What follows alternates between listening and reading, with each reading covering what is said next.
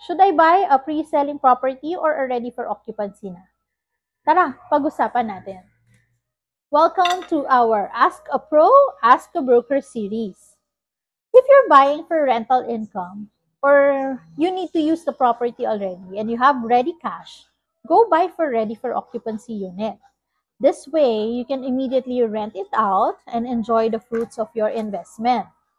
Ready for occupancy types of properties nga lang require big cash out. So note that aside from the funds na kailangan mong pambayad dun sa unit, you would also need funds for the fit out, the furniture, and appliances na ilalagay mo sa unit mo. Plus, of course, other miscellaneous expenses.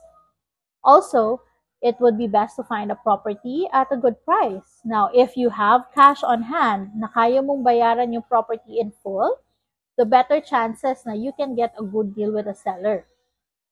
Now, if you do not have a big amount of cash on hand, and if you do not intend to use the unit anytime soon, it is best to buy pre-selling.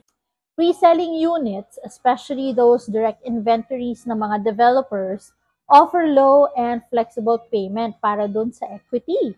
And as low as 10% lang na down payment, you can already avail a unit. And others naman have equities payable up to 60 to up to 72 months. And on top of that, a pre-selling unit appreciates in value over time. Again, check your finances and your investment goals. Now, you may consult with a licensed broker to guide and help you in your real estate investment.